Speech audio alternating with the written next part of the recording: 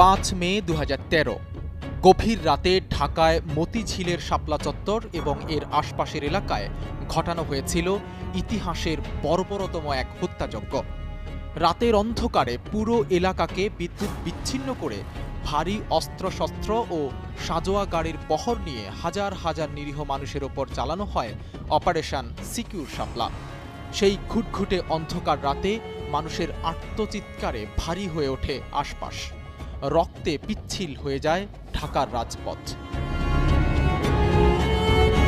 ১৩ দফা দাবি আদায়ে ২০১৩ সালের ৫ মে দিনভর বিক্ষোভ সমাবেশ করে হেফাজতে ইসলাম।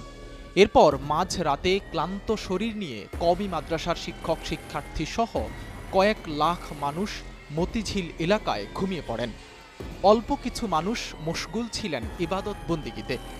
ওই সময় প্রধানমন্ত্রী শেখ হাসিনার নির্দেশে ১০,০০০-এরও বেশি পুলিশ, র্যাব, বিজিবি ও অন্যান্য সংস্থার সদস্যরা হিংস্র হায়েনার মতো ঝাঁপিয়ে পড়ে ঘুমন্ত মানুষের ওপর। বৃষ্টির মতো চলে গুলিবর্ষণ, সঙ্গে ব্রাশফায়ার, গ্রেনেড, টিয়ারশেল আর সাউন্ড গ্রেনেড তো আছেই। নিস্তব্ধ মতিঝিলে যেন হঠাৎ করেই নেমে আসে কেয়ামত।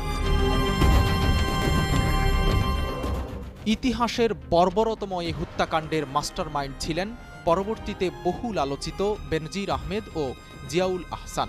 সে সময় ঢাকা মেট্রোপলিটন পুলিশ বা ডিএমপির কমিশনার ছিলেন বেনজির এবং র্যাবের গোয়েন্দা শাখার পরিচালক হিসেবে দায়িত্ব পালন করছিলেন জিয়াউল।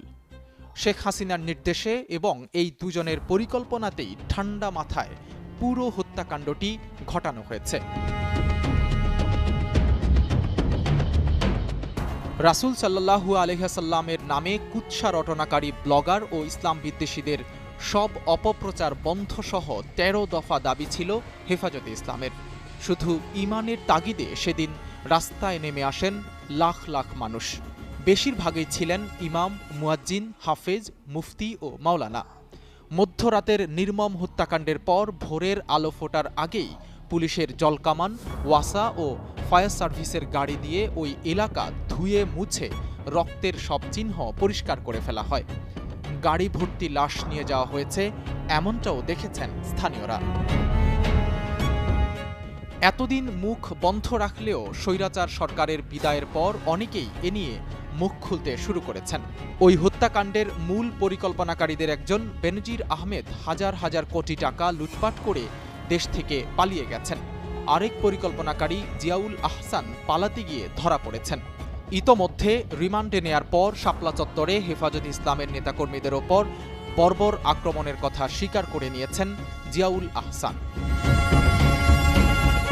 আওয়ামী লীগ সরকারের নানাবিধ চাপে এতদিন শাপলার গণহত্যা নিয়ে খুব বেশি প্রতিবাদ জানাতে পারেনি হেফাজতে ইসলাম।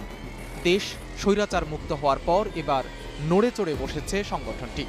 এ নিয়ে মামলা দায়ের করার প্রস্তুতি চলছে বলে কালের কণ্ঠকে জানিয়েছেন হেফাজতে ইসলামের বিলুপ্ত কেন্দ্রীয় কমিটির যুগ্ম মহাসচিব মাওলানা মামুনুল হক।